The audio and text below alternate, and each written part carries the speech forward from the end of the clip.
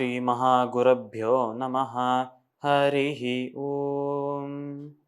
सदाशिवसमारम्भां शङ्कराचार्यमध्यमाम् अस्मदाचार्यपर्यन्तां वन्दे குருபரம்பராம். ஜெம் டிவியின் அன்பர்களுக்கு எனது வணக்கங்கள். இன்றைய நாள் அனைவருக்கும் இனிய நாளாக அமைய எல்லாம் வல்ல இறைவனை வேண்டி இன்றைய எம்மதமும் நம்மதமே நிகழ்ச்சிக்கு செல்வோம். இன்னைக்கு நம்ம ஸ்ரீ வெங்கடேச சுப்பிரபாதத்திலிருந்து ஒரு ஸ்லோகத்தை விளக்கத்துடன் பார்த்துட்டு இன்றைய தினத்தின் நீதி கதைக்கு செல்வோம். லக்ஷ்மி நிவாச நிரவத்ய குணைக்க சிந்தோ சம்சார சாகர சமுத்தரணைக்க சேதோ வேதாந்த வேத்ய நிஜ வைபவ பக்த போக்ய ஸ்ரீ வெங்கடாச்சலபதே தவ சுப்பிரபாதம்.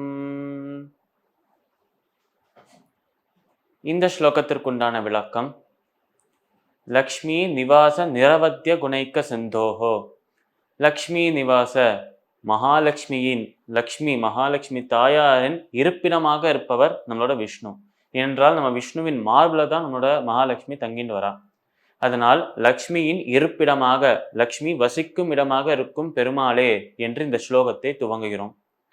லக்ஷ்மி நிவாச நிரவத்ய குணைக்க சிந்தோ, அதாவது எந்த ஒரு குறையுமே இல்லாமல் அனைத்து நற்குணங்களையும் உடையவர் என்று பெருமாளை புகழ்கிறோம். லக்ஷ்மி நிவாச நிரவத்ய குணைக்க சிந்தோஹோ சம்சார சாகர சமுத்தர நைக்க சேத்தோஹோ. ஒரு கடலை கடக்கிறதுக்கு எப்படி ஒரு பாலம் உதவுமோ, எப்படி ஒரு பிரிட்ஜ், ஒரு ஓஷனை கடந்து போக உதவுமோ, அது போலவே இந்த சம்சாரம், இந்த உலகம், இந்த மாயை என்னும் இந்த கடலை தாண்டி போறதுக்காக, இதை கடந்து போகிறதுக்காக பெருமாள் ஒரு பாலமாக மாறி, அதாவது ஒரு பிரிட்ஜாக மாறி நமக்கு உதவி செய்கிறார் என்று இந்த ஸ்லோகத்தில் கூறுகிறோம். சம்சார சாகர சமுத்தரணைக்க சேத்தோஹோ வேதாந்த வேத்ய நிஜவைபவ பக்த போக்ய. அதாவது வேதங்களும் வேதாந்தங்களான உபனிஷத்துக்களும் போற்றுகிறதாம் நம்மளோட விஷ்ணுவை. அப்பேற்பட்ட விஷ்ணுவை பத்தி தெரிஞ்சுக்கணும்னா இந்த வேதங்கள், இந்த வேதாந்தங்கள் இதையெல்லாம் படித்தால்தான் முடியும்.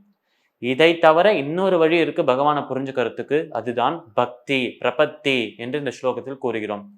அதனால் வேதங்களும் வேதாந்தங்களும் போற்றுகிற நம்மளோட பெருமாளை பக்தர்கள் அவ்வளவு ரசிக்கிறாளாம், அவ்வளவு அனுபவிக்கிறாளாம் பெருமாளின் ஸ்வரூபத்தை. வேதாந்த வேத்ய நிஜ வைபவ பக்த போக்ய ஸ்ரீ வெங்கடாச்சலபதே தவ சுப்பிரபாதம். வெங்கடாச்சலம் என்னும் மலையில் அவதரித்து அங்கிருந்து கொண்டு அனைவருக்கும் அருள் புரிகிற பெருமாளே, உனக்கு நமஸ்காரம், உனக்கு மங்களம் உண்டாகட்டும், உனக்கு சுப்பிரபாதம் என்று இந்த ஸ்லோகத்தில் கூறுகிறோம். இந்த ஸ்லோகத்திற்குண்டான விளக்கம் இதுதான். இன்று நாம் மோகஜித்தின் கதை எனும் தலைப்பில் நீதி கதையை பார்ப்போம். இந்த கதை வைராக்கியம் என்றால் என்ன, அந்த வைராக்கியம் எப்படி இருக்க வேண்டும், யாருக்கெல்லாம் இருக்கலாம், இப்படி வைராக்கியம் இருக்கும் நபர்கள் எப்படி நடந்துப்பா ஆகிய பல விஷயங்களை சொல்றது. இந்த கதையில் முக்கியமாக இருக்கும் ஒரு கதாபாத்திரம், முக்கியமான ஒரு கேரக்டர் என்றால் அது மோகஜித் என்னும் ஒரு நபர். இவர் யார் என்றால் ஒரு ராஜ்யம், அந்த ராஜ்யம் செல்வ செழிப்பாக இருக்கு. இந்த ராஜ்யம் செல்வ செழிப்பாக இருக்கிறதுக்கு காரணமாக இருப்பவர் அந்த ராஜ்யத்தின் ராஜா, அவர் தான் நம்மளோட மோகஜித்.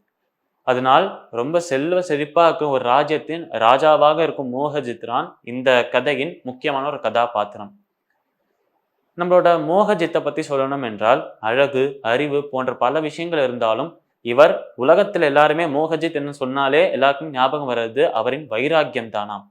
ஏனென்றால் இவர் ஒரு பெயருக்கே அர்த்தம். மோகஜித் என்றால், மோகம் என்றால் ஆசை, ஜித் என்றால் ஜெயித்தவர் என்று அர்த்தம். மோகஜித் என்றால் ஆசையை ஜெயித்தவர். அதாவது தன்னிடம் அந்த பற்றுகள், எந்த பற்றுகளும் தன்னிடம் வந்தாலும் அதுகிட்ட தோத்து போகாமல் அந்த பற்றுகளை தோக்கடித்து அந்த பற்றுகளிலிருந்து விடுபட்டிருப்பவர் நம்மளோட மோகஜித். அப்பேற்பட்ட ராஜாவான மோகஜித் ராஜா கிட்டேந்திரான் இந்த கதை துவங்குகிறது. இந்த கதை எப்படி ஆரம்பிக்கிறது? இந்த கதையில மோகஜித்தோட முக்கியமான அந்த செயல்கள், அவரோட நடவடிக்கைகள் என்ன, நாளை தினம் பார்க்கலாம். மீண்டும் நாளை சந்திப்போம். நன்றி, வணக்கம்.